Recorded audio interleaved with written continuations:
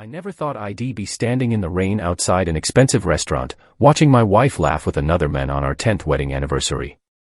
But here I was, gripping an envelope of evidence that would destroy not just her career, but our entire marriage. I checked my phone one last time. 7:42 p.m. Sarah's text from 2 hours ago still burned on the screen. "Sorry honey, emergency meeting running late. Don't wait up." What she didn't know was that I'd seen the reservation for Le Blanc 3 days ago. A table for 15 people under Maxwell Development. I also knew she'd bought a new dress for tonight, navy blue, expensive. Not for me. Never for me anymore. I loosened my tie and walked in. The maitre d' recognized me immediately, probably because I'd been here twice this week, watching, waiting. He started to say something, but I held up my hand and walked past him toward the private dining room. The sound of Sarah's laughter hit me first. That bright, musical laugh I fell in love with 12 years ago. I stopped in the doorway, my heart pounding as I took in the scene. Sarah sat at the head of a long table next to David Maxwell, her boss. She was leaning in close, too close, as he whispered something in her ear. Her hand rested on his arm, fingers tracing small circles on his sleeve. The new dress hugged her curves perfectly. Her dark hair was styled differently too, softer somehow. She looked younger. Happier. I stood there for what felt like hours, just watching. Watching my wife of 10 years flirt with another man while our anniversary dinner reservation at Le Cirque went cold. Watching as she tilted her head back and laughed again at whatever clever thing David had said. Someone noticed me first, an older board member whose name I couldn't remember. His eyes widened slightly, and the conversation around him died. Like dominoes, the silence spread across the table until it reached Sarah and David. Sarah turned, still smiling until she saw me. The smile vanished. "James?" Her hand jerked away from David's arm. "What are you doing here?" I forced myself to smile. "Well, I was worried when you said you had to work late. Thought I'd bring our anniversary celebration to you instead." The color drained from her face. "Anniversary?" she whispered. 10 years today, I said, my voice steady despite the rage and pain churning in my gut. "But I can see you're busy." David Maxwell stood up, straightening his expensive suit. "James, this is a private business dinner. Perhaps you and Sarah can discuss this at home." I looked at him then, really looked at him. Handsome, successful, 15 years younger than his wife Karen. Known for his charitable work and family values. The perfect CEO. The perfect lie. "Actually, David, I think here is better. More witnesses." I pulled out my phone and clicked play on a recording I'd been saving for this moment. Sarah's voice filled the room. "I can't keep lying to him, David. James isn't stupid. He's going to figure it out eventually." David's recorded voice responded, "He hasn't noticed anything for the past 8 months. Just keep him distracted with that adoption paperwork. Once we finish the Maxwell Development deal." I stopped the recording. Sarah had gone completely still, her face ashen. Around the table, board members were shifting uncomfortably, some already reaching for their phones. "James," Sarah stood up, her voice shaking. "Please, I can explain." "Explain what?" "The late nights. The new clothes. Or maybe you'd like to explain the weekend conference in Aspen that never actually happened." David took a step toward me, his CEO mask slipping. "That's enough." "No," I said quietly. "It's not nearly enough. But don't worry, we'll get to the rest. About the money. About Karen. About everything." Sarah grabbed my arm. "James, please. Not here. Let's go home and talk about this." I looked down at her hand on my arm, remembering how she used to touch me like that. How she used to look at me the way she'd been looking at David moments ago. "Home?" I laughed, but there was no humor in it. "You mean the home where you've been lying to me for months? Where you made me think I was crazy for suspecting something was wrong? That home." "I never meant to hurt you," she whispered. "Really? Then I guess I imagined finding this in your desk last week." I pulled out a single piece of paper from my envelope, a receipt for a beach house rental in the Maldives. 4-2. Starting next month. Sarah's eyes went wide. Behind her, David cursed under his breath. But we should probably talk about that later, I continued. Right now, I think the board members might be more interested in hearing about the real estate development fund. You know, the one that's been paying for your little romance. Stop, David snapped. You have no idea what you're talking about. I smiled. Actually, I do. And soon, everyone else will too. The chaos that erupted in the restaurant after the FBI's arrival suddenly stopped when Karen Maxwell's voice cut through the noise. Before anyone leaves, I think we should all hear exactly what kind of people Sarah and David really are. Everyone froze. Karen stood in the doorway, holding a tablet. The normally gentle woman who had been Sarah's best friend for years now radiated cold fury. I noticed some of the board members shifting uncomfortably. They'd all attended barbecues at the Maxwells, played golf with David, praised their perfect marriage. Karen, please, Sarah whispered, think about what you're doing. Oh, like you thought about me when you were sleeping with my husband in our beach house. The one David bought for our 15th anniversary. Karen's smile was razor sharp. The same house where I found this. She held up her tablet, showing a security camera feed. The timestamp read 3 weeks ago. There was Sarah, sneaking in through the back door at 11 p.m., giggling as David pulled her inside. I installed cameras after I found this in our laundry. Karen pulled out a navy blue scarf. Remember this, Sarah? You left it there last month. Funny thing, it still had the receipt in the pocket.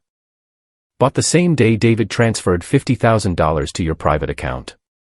Sarah's face went white. That was for consulting work. Consulting. I couldn't stay quiet anymore. Is that what you call the weekend in Aspen? I pulled out my phone and showed the group a photo. This kind of consulting. The picture showed Sarah and David at a luxury resort, holding each other intimately by the pool.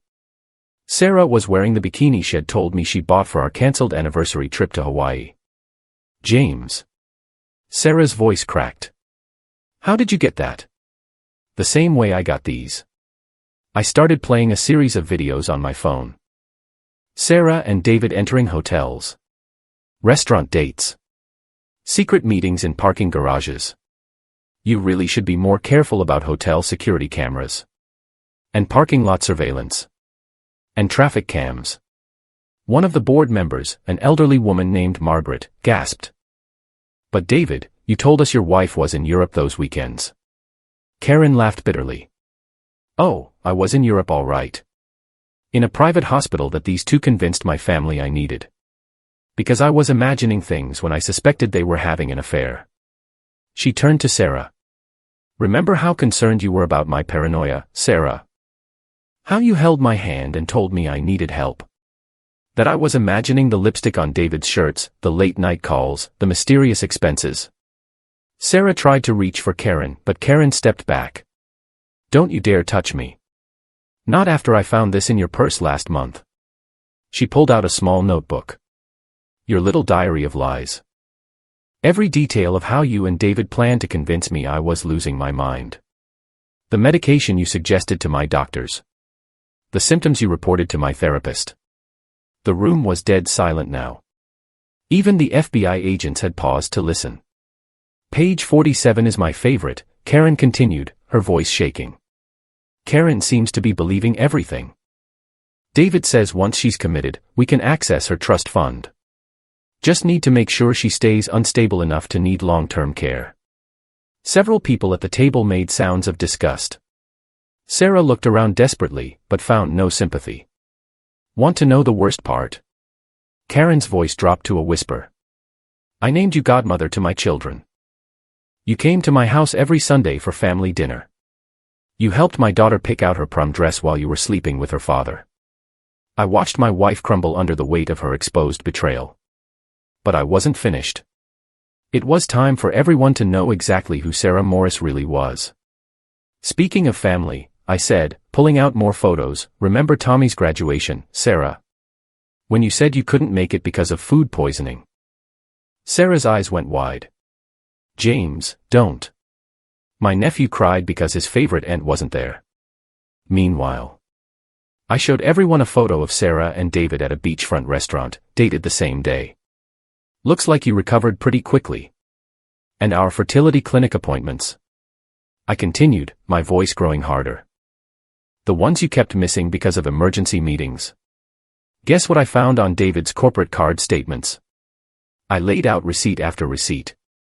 Hotel rooms. Expensive dinners. Weekend getaways.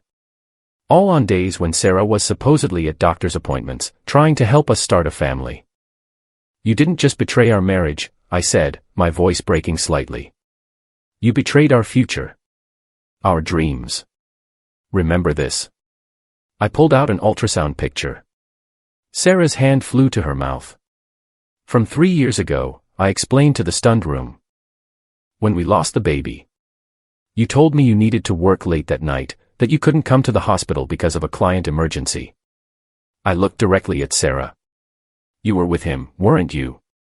Sarah's silence was answer enough. David comforted me that night, Karen said quietly. Told me he had to work late too. Now we know why.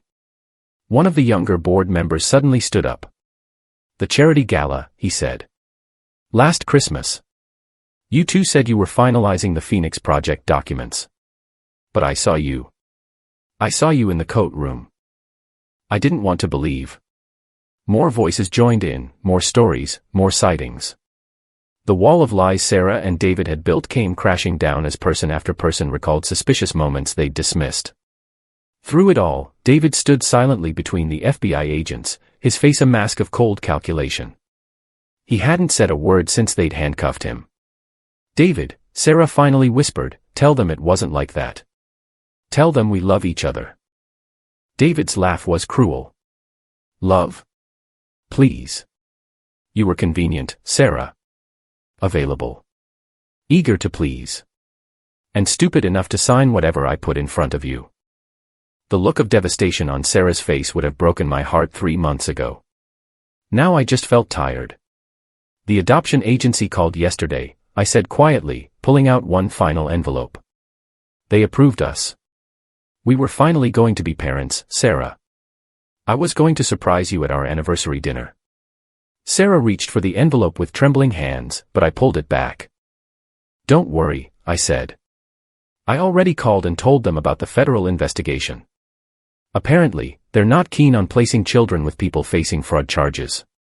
As Sarah collapsed into tears, Karen stepped forward with her tablet again. Now, she said, her voice steel, shall we talk about what they were really planning to do with the investor funds? The maitre d' appeared in the doorway. Mr. Maxwell. There are some gentlemen here to see you. They say they're from the FBI. And that's when all hell broke loose. Before Karen could reveal more evidence from her tablet, Sarah suddenly stood up, her mascara-streaked face showing a different kind of desperation. Wait, she said, her voice trembling. James, there's something I need to tell you. Something I should have told you months ago. The room fell silent. After everything that had been revealed, what else could there possibly be? I'm pregnant. 2 simple words. After years of trying, after losing our first baby, after all the fertility treatments and disappointments, those 2 words should have been the happiest moment of our lives. Instead, they felt like bullets to my heart. It's David's, she added in a whisper. Karen made a small, pained sound. The board members shifted uncomfortably. Even the FBI agents looked away. But David. David just smiled that smug smile I'd grown to hate. Tell them when you found out, Sarah, he said softly. Tell them what you did next. Sarah's tears flowed freely now. 3 months ago. Right after, she glanced at Karen, right after Karen went to the hospital. Karen stepped forward, her own eyes glistening. When I was supposedly having a mental breakdown. When my best friend convinced my family I needed to be committed because I was imagining her affair with my husband. I'm so sorry, Sarah whispered. I never meant for any of this to happen. But it did happen, I said, my voice surprisingly steady. And that's why you suddenly stopped coming to the fertility clinic appointments, isn't it? Why you kept pushing back our adoption home study visits. Sarah nodded miserably. And the Dubai position? I asked. Was that just to get me out of the way before you started showing? It wasn't like that, she protested weakly. I thought if I could figure things out with David first. Figure things out? David's laugh was bitter. Is that what you call it? Should we tell them about your plans for after the baby came? Sarah's head snapped up. David, don't. She was going to leave you, David told me, his smile cruel.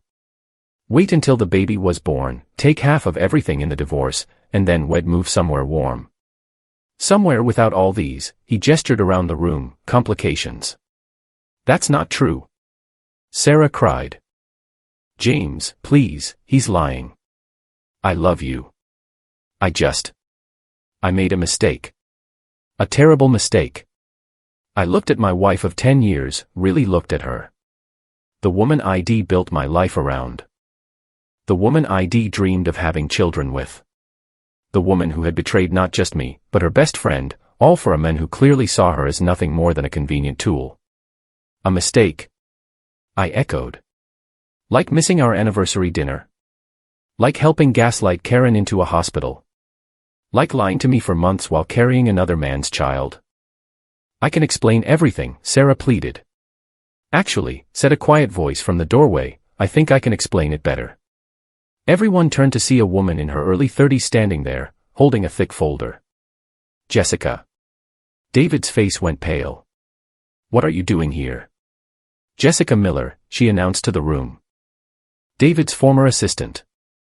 The one he fired 6 months ago when I threatened to expose his pattern of affairs with employees and clients' wives.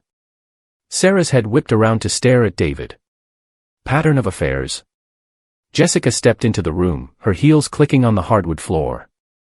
You're not special, Sarah. You're just the latest in a long line. Though I have to admit, you lasted longer than most. She opened her folder and pulled out a stack of photos. These are from last year. David with Linda from accounting. These are from 2 years ago, David with Mrs. Henderson, the investor's wife. Oh, and these, she smiled grimly, these are from just last month. David with his new assistant, Rebecca. Sarah swayed on her feet. Last month. But you told me I was the only one. That we were going to start a new life together. Oh, honey, Jessica's voice was almost kind. That's what he tells all of them. David struggled against the FBI agents holding him. You signed an NDA. Which became void the moment you committed a federal crime, Jessica replied calmly. She turned to the FBI agents. I have documentation of every affair, every cover-up, every instance of harassment and fraud. And I have proof that Mr. Maxwell used company funds to buy silence and fund his activities. Karen stepped forward, placing a gentle hand on Sarah's shoulder. This is what I tried to tell you, before you helped him convince everyone I was crazy. David doesn't love anyone but himself. Sarah collapsed into a chair, her hand instinctively going to her stomach. The gesture hit me like a physical blow. In the midst of all this chaos and betrayal, there was an innocent life involved. The baby, Sarah whispered, looking up at me with tear-filled eyes. James, I know I don't deserve it, but please, don't let this child grow up without a father. Don't worry, David sneered. I'm sure there are excellent conjugal visit programs in federal prison. Actually, Jessica interrupted, according to these prenuptial documents I found, if David is convicted of a felony, Karen gets everything. Including full custody of any children, born or unborn. The room fell silent as the implications sank in. Sarah's face went ash-white. Karen stepped forward again, her voice gentle but firm. I won't keep you from your child, Sarah. Despite everything. I'm not him. I don't destroy families for revenge. She shot a cold look at David. But things will be done properly, legally, and with the child's best interests first. As the FBI agents began leading David away, Sarah suddenly called out, James. I turned to look at my wife one last time. The woman I'd loved. The woman who had shattered everything we'd built together. I really did love you, she whispered. Maybe not enough, or not the right way, but I did. I nodded slowly. I know. That's what makes this so sad. As I walked out of the restaurant into the cool night air, I felt Karen fall into step beside me. "What now?" she asked quietly. I looked up at the stars, thinking about all the dreams and plans that had died tonight. But also thinking about how the truth, as painful as it was, had finally set us free. "Now," I said, "we learn to live again. Without the lies. Without the pain." I glanced at her. "Without them." Karen smiled slightly, her first real smile of the night. "Together." "Together," I agreed. "As friends. As survivors." Behind us, I could hear Sarah's muffled sobs as the restaurant door closed. Ahead of us stretched an uncertain future. But for the first time in months, I could breathe again. Sometimes the end of a love story is just the beginning of a better one, not a romance, but a story of healing, of friendship forged in fire, and of the strength it takes to start over.